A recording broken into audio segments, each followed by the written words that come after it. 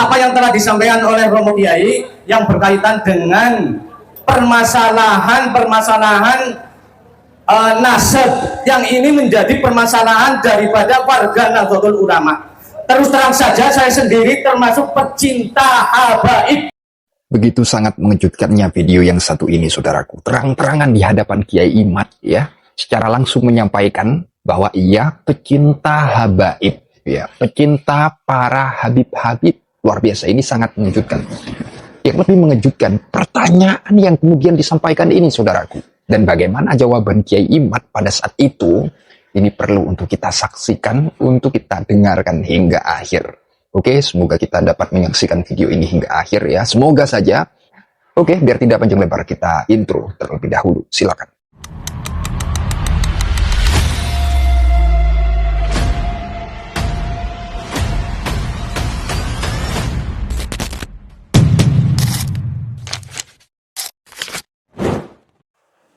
Langsung saja, apa yang telah disampaikan oleh Romo Kiai yang berkaitan dengan permasalahan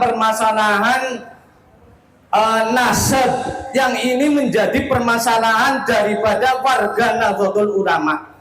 Terus terang saja saya sendiri termasuk pecinta habaib. Yang pertama kepada Al-Mukarram Bapak Kiai Imaduddin Al-Bantani. Yang pertama, pernahkah dari RA itu mengajak diskusi bersama dengan panjenengan? Dari RA langsung, bukan dari krojonya.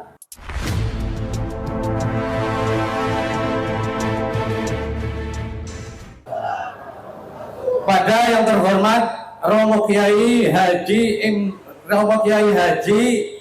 Imaduddin Al-Bantani yang sangat saya hormati. Kiai-kiai yang lain tidak saya sebutkan, saya hormati. Langsung saja nama Turimin dari Nusawu. Langsung saja, apa yang telah disampaikan oleh Romo Kiai yang berkaitan dengan permasalahan nasab yang ini menjadi permasalahan daripada warga Nahdlatul Ulama. Terus terang saja saya sendiri termasuk pecinta habaib. Sekali lagi, saya ini termasuk pecinta habaib, pengamal rotibul hadad, pengamal rotibul atos dan lain-lain. Termasuk pengamal pecinta-pecinta di mana ada sholawat, insya Allah saya hadir. Kemudian saya sendiri juga termasuk warga NU Tulen, ya, warga NU Tulen dan tidak diragukan, boleh cek, boleh cek, mak sudah punya kartanu. Sementara itu permasalahan tesis jenengan itu berkaitan dengan nas. Ini terus terang saya ini sebagai warga NU hatinya galau. Satu sisi sebagai warga NU, satu sisi sebagai pecinta habaib. Saya yakin teman-teman yang lain juga demikian, ada yang hatinya juga seperti saya galau. Maka dari itu, ya, permasalahan nasab ini sudah bertahun-tahun. Terus terang saja sudah bertahun-tahun. Tetapi tidak ada penyelesaian sampai hari kiamat. Kalau tidak ada yang menengahi, tidak akan selesai. Ini akan membingungkan warga NU. Terus terang saja, saya mohon satu, ya, ada solusi penyelesaiannya. Solusi penyelesaiannya supaya apa? Supaya tidak terjadi lagi saling menjelekan, saling gontok-gontokan. Versinya jenengan Kiai itu pasti menyalahkan daripada para habaib. Versinya habaib juga menyalahkan tesis jenengan, termasuk mengharamkan adanya tes DNA. Saya mohon setelah ini monggo jenengan, apalagi sebagai pengurus PW, ya, PW Banten, ya, itu ya. Jadi saya mohon dah supaya apa? Supaya nanti tidak kemana-mana. Yang penting warga NU adem, tetap mengamalkan rotibul hadad, tetap berjanji, tetap manakiban, tetap lihat-lihat lah pokoknya kayak gitu. Ya, terima kasih. Wassalamualaikum warahmatullahi wabarakatuh. Waalaikumsalam. Bagus. Ya. Yang kami tanyani kepada Al-Mukarram Bapak Kiai Imaduddin Al-Pantani, yang pertama, pernahkah dari RA itu mengajak diskusi bersama dengan panjenengan? Dari RA langsung, bukan dari krosonya. Nah, dari RA langsung. Itu yang pertama. Yang kedua, bagaimana tanggapan Pak Kiai tentang kok YouTube kontennya Dr. Hanifah? Ya, hanya itu saja. Terima kasih. Assalamualaikum warahmatullahi wabarakatuh. Apakah ada dzurriyyah Rasul yang bukan dari barisan Ba'alawi? Itu saja, terima kasih. Wassalamualaikum warahmatullahi wabarakatuh. Waalaikumsalam. Oke. Terima kasih. Ini audiens cukup respect ini bagaimana? Ada 3, Pak Turimin. Ini adiknya Turiman ini. Terus Ahmad Rosin dari Kebumen, dan yang terakhir ada pesan dari dalam yang baju putih tadi. Adakah dzurriyyah Rasul yang asli alias yang non Ba'alawi? Silakan monggo. Saya mulai dari yang terakhir. Dzurriyyah Nabi itu banyak marganya. Ada Al-Idrisi, ada Al-Maliki, kayak Sayyid Al-Maliki. Itu dzurriyyah Nabi asli. Al-Idrisi, dzurriyyah Nabi asli. Kemudian ada Al-Jailani, dzurriyyah Nabi asli. Ada Al-Hashimi di Mekah, dzurriyyah Nabi asli. Ada Ar-Rassi di Yaman, dzurriyyah Nabi asli. Ada Al-Qattani di Mesir, dzurriyyah Nabi asli. Jumlahnya ratusan. Ada Ibnu Jamil, ada Al-Qabiji, ada Az-Zaidi, ada Al-Khawsi, dan lain sebagainya.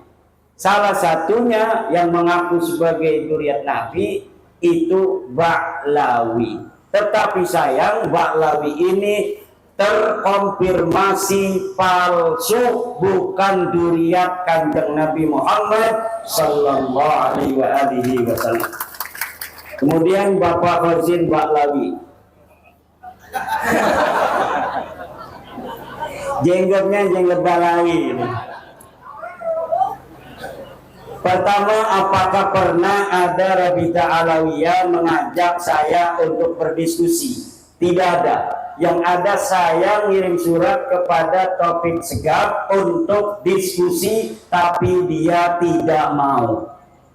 Saya sudah kirim surat kepada Rabita Alawiyah untuk berdebat dengan saya. Di Banten difasilitasi oleh Kuncen Sultan Banten untuk berdebat antara saya dan Rabita. Rabita tidak bersedia datang, yang akhirnya saya tidak datang. Karena apa? Rabitanya tidak mau. Di screenshot SMS-nya Rabita kepada saya oleh panitia, ini Rabitanya tidak akan datang dan tidak akan mengirim perwakilan. Itu. Jadi kemudian saya datang ke Pasuruan, difasilitasi oleh Kiai Ali Badri Masuri. Katanya mau diajak diskusi oleh Taufik Segaf, saya yang fasilitasi. Saya datang ke Pasuruan ke rumah Kiai Ali Badri, yang kata dia Taufik Segaf adalah teman dia. Akhirnya saya datang, tetapi Taufik Segaf, Ketua Rabita Alawiyah, tidak mau. Kemudian yang kedua, pertanyaannya apa itu Ki Bang Hozin? YouTube Dr. Hanifah itu dokter palsu, tidak ada orangnya. Jadi akun fiktif, gambarnya cewek cantik, itu gambarnya orang Arab itu. Kemudian diambil, dikasih nama Dr. Hanifah, padahal orangnya tidak ada. Saya sudah cari mana nomor teleponnya untuk melayani tantangannya tentang 1,6 miliar. Jadi dia bikin narasi tentang pembelaannya kepada Ba'lawi, tetapi tidak bisa dihubungi. Kenapa tidak bisa dihubungi? Karena dia akun palsu. Orangnya tidak ada, fotonya foto palsu. Perempuan itu ininya, fotonya itu. Hanifah itu foto perempuan cantik sekali. Kenapa saya semangat itu ingin berdebat dengan dia? Karena lihat fotonya. Mudah-mudahan saja fotonya sama dengan aslinya. Ternyata diketahui akunnya akun palsu, akun fiktif. Untuk yang pertama tadi Bapak Turimin, solusinya tadi sebelum kesini dari jam 9 kurang lebih kami mengadakan diskusi, makanya suaranya habis begini karena semalam ceramah, kemarin ceramah sampai sore, hari ini ceramah juga diskusi. Tadi jam 9 sampai jam 12 itu belum selesai tadi, karena saya hati selalu kebayang Yai Wahid ingin segera bertemu, jadi lagi ngomong kamu saya cubitin terus, diam, kita harus ke sana ke Cilacap sekarang. Ini kan Bagus Mogi, ketua kita Bapak Kesultanan Banten, lagi diskusi, saya cubitin agar kita langsung berangkat ke Cilacap untuk bertemu dengan pengasuh pesantren Al-Huda dan Yai Wahid. Apa topik diskusinya? Mencari solusi, sama dengan Bapak. Bagaimana solusi tentang masalah nasab ini? Apakah solusinya hanya menjadi kajian ijtihad seperti orang kunut tidak kunut, yang kunut silakan kunut, yang tidak kunut silakan tidak kunut? Apakah kajiannya adalah kajian maslahat? Dihitung maslahat dan mudaratnya. Orang-orang yang mengaku keturunan Nabi, bagi masyarakat umat Islam mudarat apa manfaat? Di dalam kajian itu kemudian ditemukan berbagai macam dinamika diskusi, bahwa pengakuan orang sebagai keturunan Nabi ini berimplikasi sosial keagamaan dengan umat Islam. Karena umat Islam sangat mencintai Nabi besar Muhammad sallallahu alaihi wasallam, terutama orang Jawa. Dari kecintaan mereka kepada baginda Nabi, ketika ada orang yang mengaku keturunan Nabi, maka mereka tumpahkan cinta itu kepada keturunan Nabi. Kadang-kadang dari perasaan mereka yang ingin menumpahkan kerinduan kepada baginda Nabi melalui turunannya, dimanfaatkan oleh orang-orang yang mengaku keturunan Nabi ini untuk menipu, mendawir, memaksa, menghina, dan lain sebagainya. Dalam dinamika diskusi itu kemudian muncul, berarti mudaratnya apabila dibiarkan ini sangat besar untuk umat Islam. Apabila dibiarkan orang yang bukan keturunan Nabi mengaku sebagai keturunan Nabi, maka genetik aslinya akan tetap nanti keluar. Apa itu genetik asli? Genetik yang bukan genetiknya Nabi, yang penuh kesantunan, Nabi yang penuh dengan ketawaduan, Nabi yang menyebarkan rahmat, Nabi yang mencintai sesama. Sementara orang-orang palsu yang mengaku keturunan Nabi itu dalam setiap generasi akan tambah kesombongannya, karena memang mereka genetiknya bukan genetik Kanjeng Nabi. Kemudian mereka meyakini diri mereka sebagai keturunan Nabi, maka di situ ada sebuah gesekan antara pengakuan, keyakinan, dan realitas mereka yang sebenarnya bukan keturunan Nabi, yang nanti mereka akan menganggap orang lain sebagai orang yang rendah, mau merendahkan orang, mau mendawir, memaksa. Bahkan ada orang yang punya material dia lagi banyak keramik, kemudian si Kabib ini datang bawa truk, orangnya nggak ada, dia berani memasukkan keramik ini ke dalam truknya, kemudian dia bawa.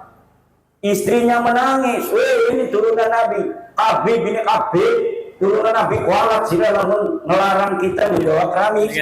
Akhirnya dibiarkan. Uslah, mungkin itu sudah takdirnya, mungkin itu sudah bagian kita anggap sedekah saja. Itu yang terjadi. Kemarin ada orang minta 40 juta di Banyumas. Kiainya udah kesel karena kiainya sudah ngedengerin saya ceramah tentang bahwa mereka Habib itu bukan turun Nabi. Akhirnya kiainya pura-pura jadab. Kiai Ihmad pahlawanku, Kiai Ihmad pahlawanku, Kiai Ihmad pahlawanku. Akhirnya si Habib ini pergi pulang, tidak permisi lagi pada kiai yang lagi jadab itu. Maka kemudian mengkerucut diskusi itu agar negara hadir untuk melarang setiap orang yang mengaku keturunan Nabi tanpa data dan terverifikasi palsu, mereka harus dihukum. Apabila mereka mengaku sebagai keturunan Nabi, ditanya datanya tidak ada, suruh tes DNA tidak mau. Demikian. Oke, tepuk tangan untuk Pak Iman. Sebentar tambahan kepada semuanya, beliau ini Kiai Iman adalah Ketua RMI PWNU Provinsi Banten. Iya. Yang kedua juga anggota Lembaga Baksur Masail PBNU. Ketua Komisi Fatwa Banten. Komisi Fatwa MUI Banten. Ketua. Jadi jangan meragukan tentang ke-NU-an beliau ini. NU-nya NU Fardikul Arat. Beda kalau dengan NU sekarat. Dan saya sudah ikut dulu di Diklat Sarbanser. Sudah ikut Diklat Sarbanser. Mau milih gue NU katanya. Masih ada Bapak Ibu ini? 3 lagi. 3 lagi ya. Sepakati 3 lagi saja. Waktu sudah sore. Tadi yang dekat yang. Assalamualaikum warahmatullahi wabarakatuh. Jadi dari balik. Ya, nggak apa-apa. Yang saya hormati Kiai Haji Imaduddin Usman Al-Bantani dan para kiai semuanya yang tidak bisa saya sebutkan satu persatu yang saya hormati juga. Yang ingin saya tanyakan langsung saja. Nama Imdadur Rahman. Ya, Gus Imdad. Dari Sidarja. Yang ingin saya tanyakan terkait dengan salah satu kitab nasab atau masalah yang yaitu kitab Abnaul Imam. Itu kata yang saya dengar dari YouTube itu dikarang di abad ke-4 atau ke-5 yang mencantumkan Ubaidillah, namun oleh Kiai Haji Imaduddin Usman itu tidak sahih, tidak bisa dijadikan dasar. Saya belum begitu jelas terkait kenapa kitab itu tidak bisa dijadikan dasar. Saya coba cari-cari di YouTube, tetap nggak paham-paham terkait itu, mohon dijelaskan. Itu pertanyaan satu. Yang satu lagi, ya kebetulan ada beberapa teman yang punya kiai seorang Habib. Itu sikapnya bagaimana dia terhadap kiai tersebut, apakah harus tetap berdasarkan husnudzon bahwa kiainya itu yang Habib itu sebagai keturunan Rasul, ataukah harus berdasarkan keilmiahan? Kalau ini berdasarkan keilmiahan berarti dia menyakiti hati Habib tersebut. Ini sikap yang seperti ini bagaimana yang harus dimiliki oleh seorang tersebut yang diajar oleh Habib tersebut. Itu terima kasih dari saya seperti itu. Terima kasih. Wassalamualaikum warahmatullahi wabarakatuh. Yang kedua yang dekat yang tadi mana? Ya ini moga-moga. Ya. Ya, jadi supaya nggak bengong. Ke tengah Pak. Nama dari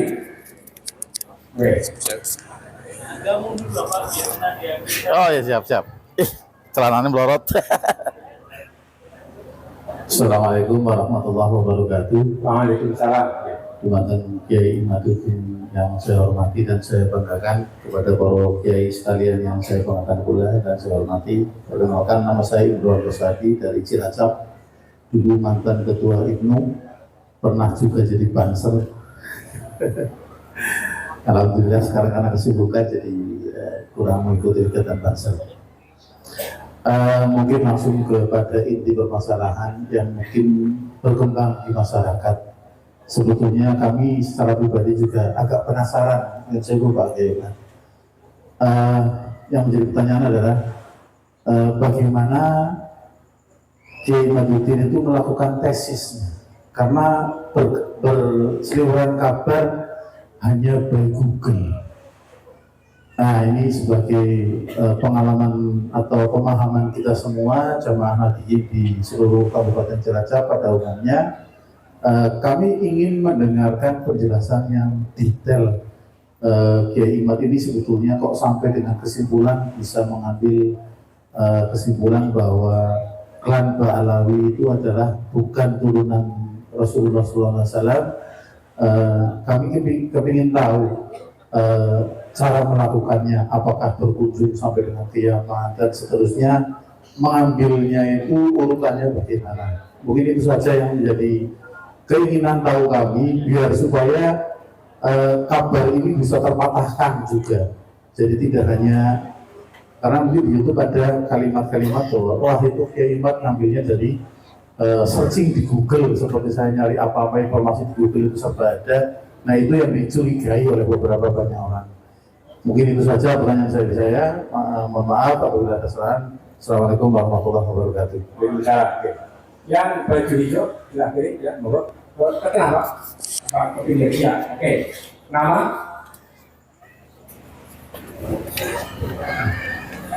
Cara pegang mic-nya coba itu.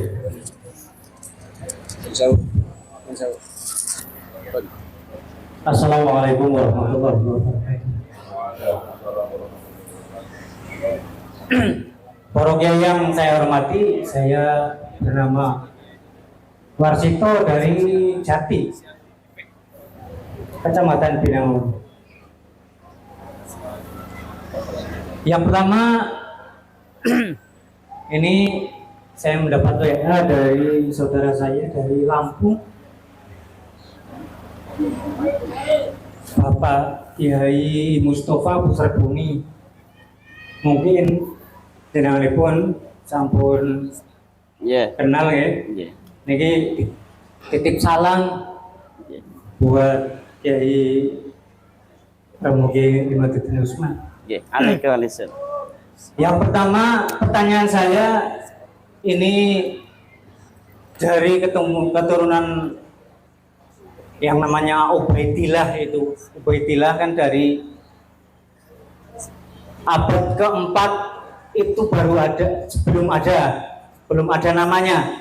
Terus abad kelima, abad keenam, abad ketujuh, terus baru ada itu abad ke-8 atau ke-9. Nah ini menurut Romo Kiai itu Ubaidillah itu tokoh fiktif atau tokoh nyata, karena dari 5 abad itu kosong.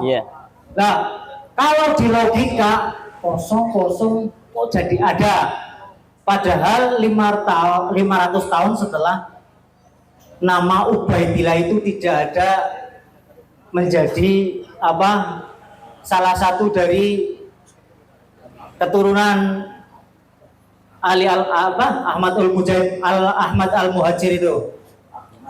Ya, Ahmad al-Muhajir. Itu menurut Kiai itu nama fiktif atau tokoh fiktif atau tokoh nyata. Yang kedua, ini bagi kami para penikmat roti bul haddad, maaf mandan ketletot di depan para kiai yang terhormat ge. Para penikmat roti bul haddad itu kan samar-samar itu ada penemuan yang mengatakan bahwa ada kesamaan teks antara Muhammad al-Haddad rotibnya dengan Syekh Ar-Rifai. Itu katanya Muhammad al-Haddad itu hanya menjiplak dari teksnya Syekh Ar-Rifai. Itu menurut Kiai yang mana yang betul? Itu apa teksnya Rotibul Hadad itu ciptaan Kiai anu apa? Syekh Arifai atau Muhammad Al-Haddad? Itu saja mungkin. Assalamualaikum warahmatullahi wabarakatuh. Waalaikumsalam. Terima kasih Bapak dan Ibu semuanya. Ada 3 lagi yang tanya dan konfirmasi. Ini sekedar informasi. Bapak Ibu nanti bisa searching ya lewat Play Store. Ini ada karya tulis beliau yang mungkin terbaru. Judulnya Terputusnya Nasab Habib kepada Nabi Muhammad SAW. Ya paling mungkin fotokopi ini hari ya di bawah seorang kulit itu aja. Monggo. Kami silakan monggo duduk ya. Ada 3 pertanyaan Pak Iman. Ya, mengenai apakah penemuan kajian ilmiah itu dari Google. Saya mengarang tentang nasab Habib ini dengan kesimpulan mereka bukan turun Nabi. Bahasa Arab itu sudah 4 kitab. Pertama kitab Al-Mawahib Al-Laduniyah fi Qita'i Nasabi Ba'alawi Ibni Ubaidillah. Lihat kitabnya itu ada sekian puluh halaman. Apakah ada yang sama dengan di Google? Tidak ada, karena memang itu hasil tulisan saya. Yang kedua kitab I'anatul Akhyar fi Jawab Syekh Abdillah Mukhtar. Ini adalah jawaban kitab dari seorang ulama Sukabumi yang menjawab tesis saya. Kemudian saya jawab dengan kitab I'anatul Akhyar fi Jawab Syekh Abdillah Mukhtar. Lihat kitabnya I'anatul Akhyar, apakah kitab itu sama dengan yang ada di Google ataukah pernah kitab semacam itu dikarang oleh orang lain. Kemudian dalam bahasa Arab juga adalah Al-Bayanud Zahabi fi Duriyatin Nabi. Lihat itu kitabnya, apakah kitab itu adalah kitab yang karya orang lain. Kemudian Al-Qaulul Labib fi Hukmi Talaqqubi bil Habib, itu yang berbahasa Arab.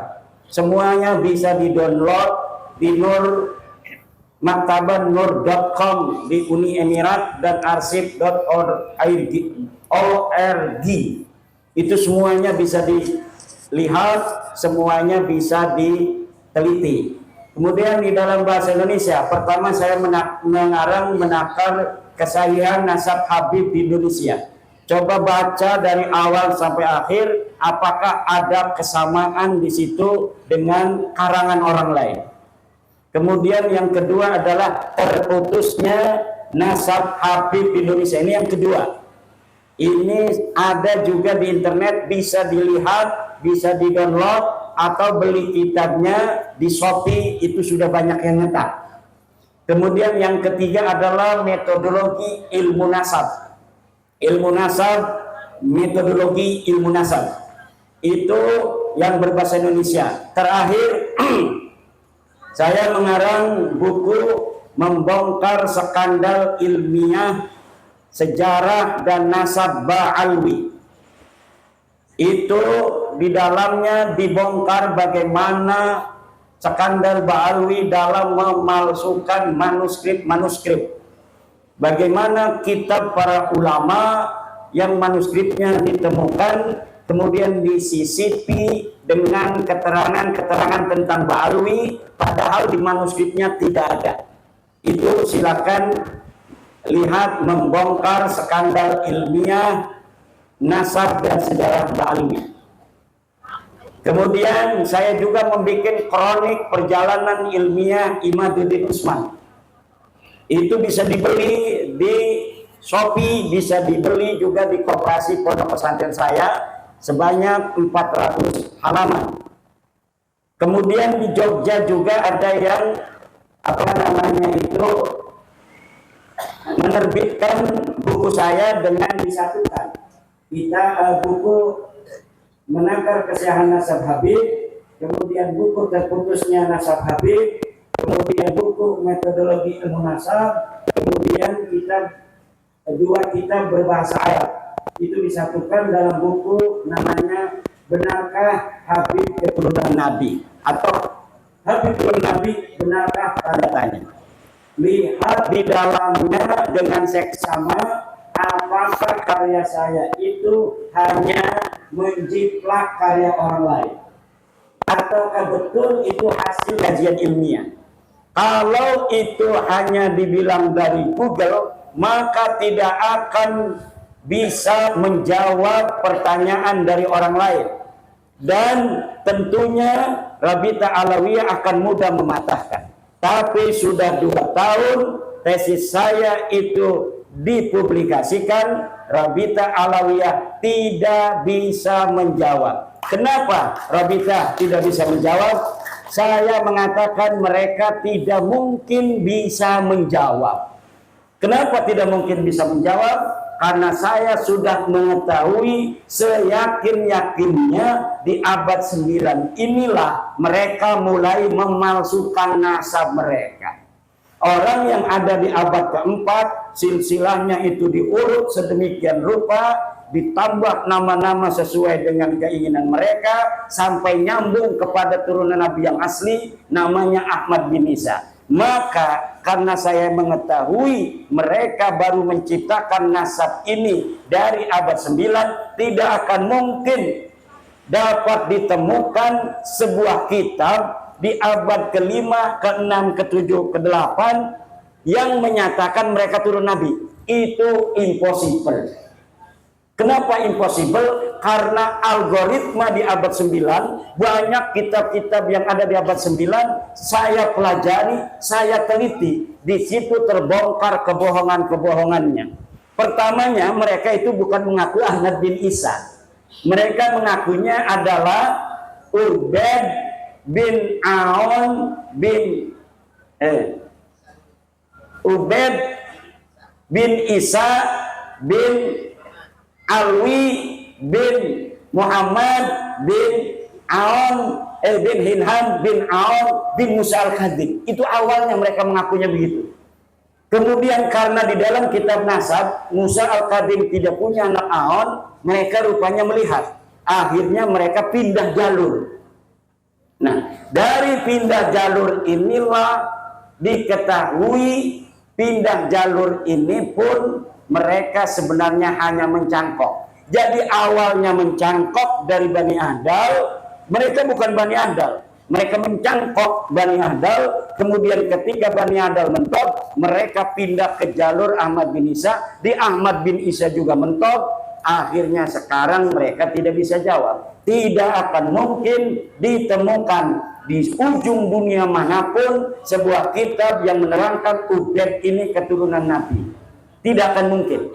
Menurut algoritma penelitian yang saya geluti selama 2 tahun ini, tidak mungkin secara ilmu sejarah pun mustahil ini Baklawi keturunan Nabi. Secara ilmu sejarah, apalagi secara ilmu tes DNA. Sudah ketahuan haplogrupnya G, orang yang haplogrupnya G, jangankan dia keturunan Nabi Muhammad, wong Arab gadudu.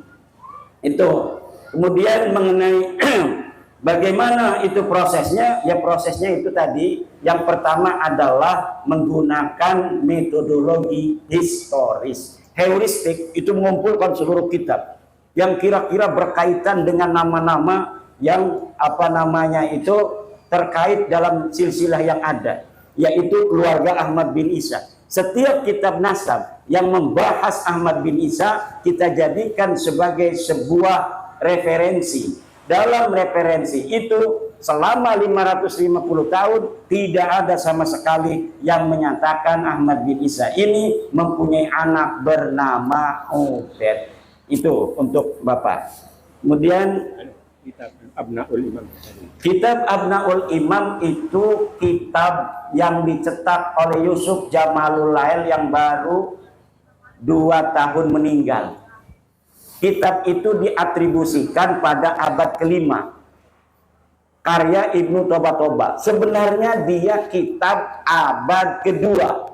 199 Hijriah hanya mencatat anaknya Sayyidina Hasan, Sayyidina Husain yang ada di Mesir dan ada di Damaskus.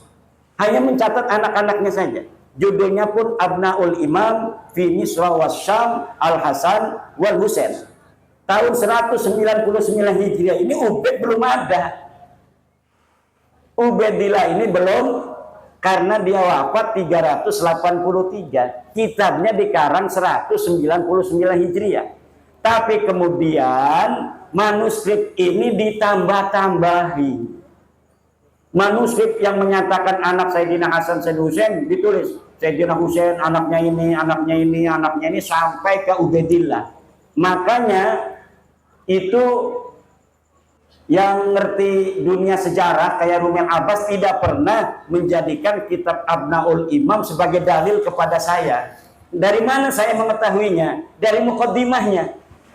Itu dalam mukaddimah kitab yang dicetak oleh Yusuf Jamaluddin diakui bahwa kitab itu dikarang oleh orang yang ada di abad ke-2.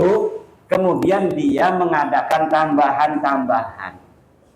Kebanyakan orang-orang yang kayak Muhdor Tanggul itu langsung aja dikebet-kebet di tengah nyari nama Abdullah. Aduh!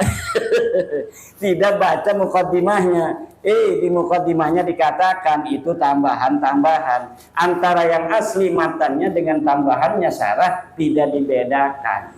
Jadi kitab itu tidak bisa dijadikan dalil. Kenapa? Di dalam kaidah usul fiqih dikatakan ad-dalilu idza taraqahul ihtimal saqata bihil istidlal. Ad-dalilu idza taraqahul ihtimal saqata bihil istidlal. Kiai yang Habib. Bagaimana sikapnya? Kiai yang Habib, guru kita yang Habib.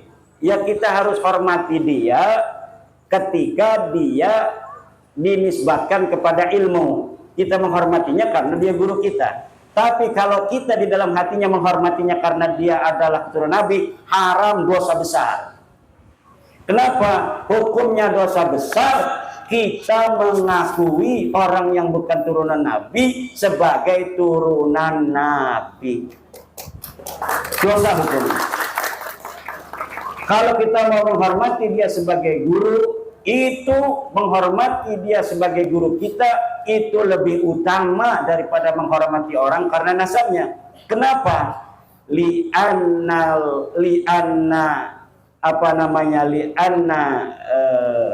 li'annal ifadah afdalu minal wiladah. Al ifadah afdalu minal wiladah.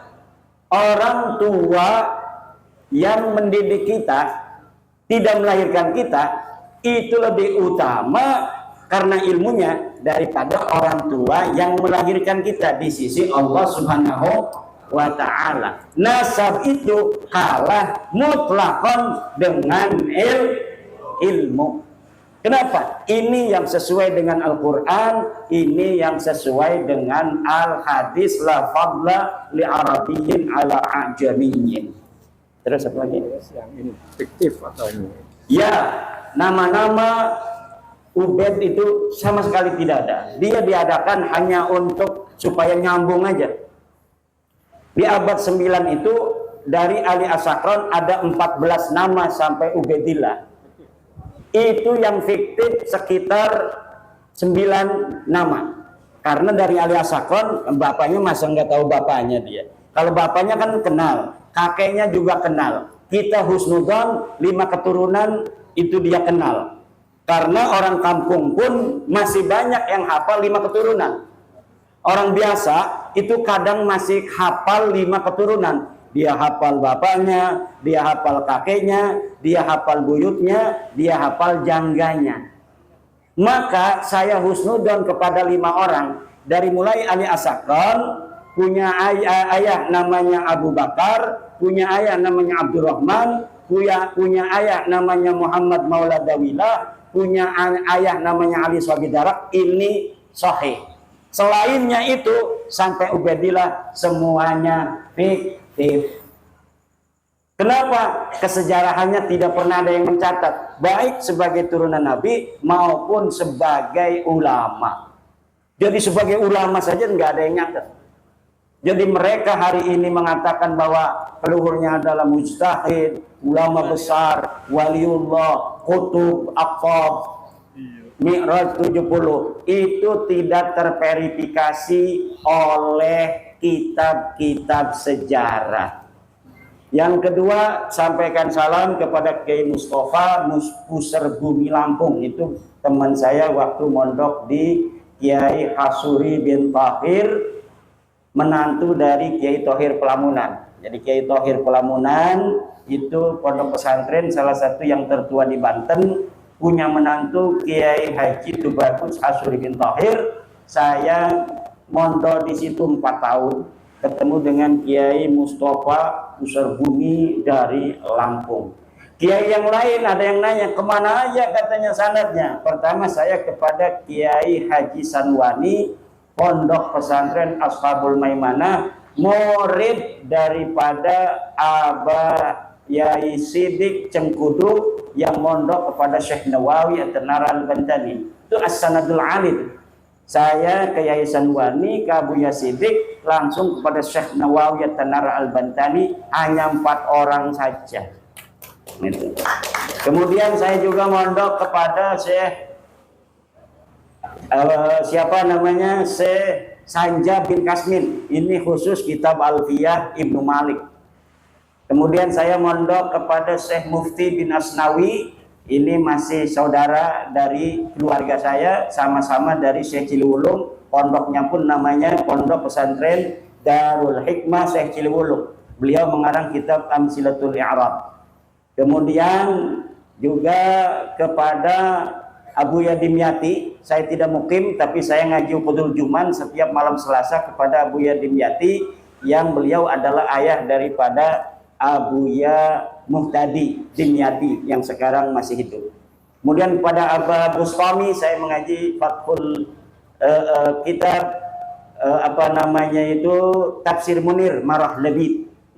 Pasaran kitab Tafsir Munir Marah Labid pada Syekh Bustami bin Sanja. Saya juga pernah di Kaliwungu ngaji kitab Tafsir Jalalain dan kitab Asirul Jalil. Kitab-kitab alat di Al-Wardayani di Sukabumi, kitab Tauhid di Karawang, pesantren Kampung Sawah Abah Yai Obay Karawang. Demikian. Penikmat Ratibul Hadad tadi. Masalah Ratibul Hadad, kita Nahdlatul Ulama mempunyai istighosah karya daripada ulama-ulama aulia Nahdlatul. Mulai sekarang yang dibaca istighosah, wirid, hijib dari kiai-kiai ijazah Nahdlatul Ulama.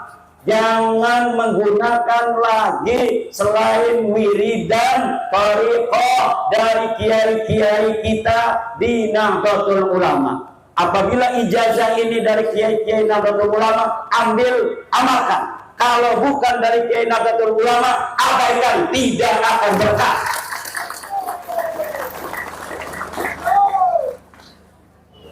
Sudah ya.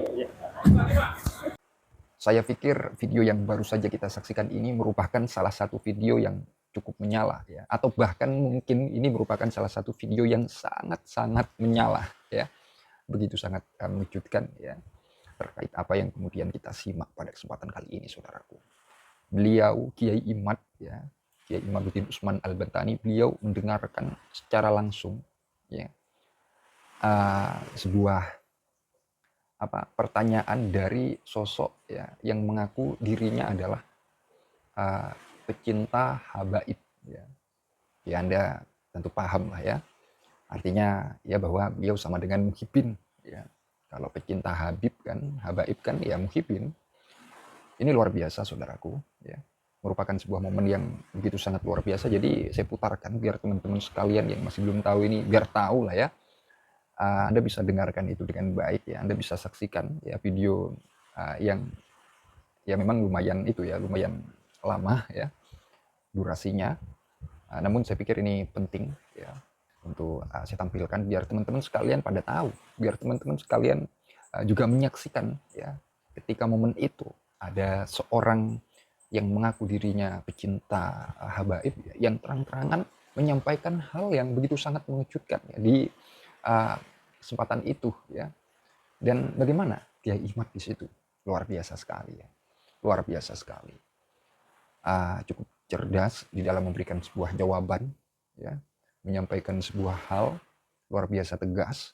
Dan ya saya pikir video ini memang perlu untuk kita ketahui bersama, memang perlu untuk kemudian kita simak hingga akhir, saudaraku. Jadi sayang lah ya kalau kita tidak tahu akan momen ini, tidak mendengarkan, menyaksikan akan momen ini. Jadi monggo agar video yang baru saja saya putarkan ini agar ditonton hingga akhir. Semoga dalam hal ini kita dapat memahaminya ya.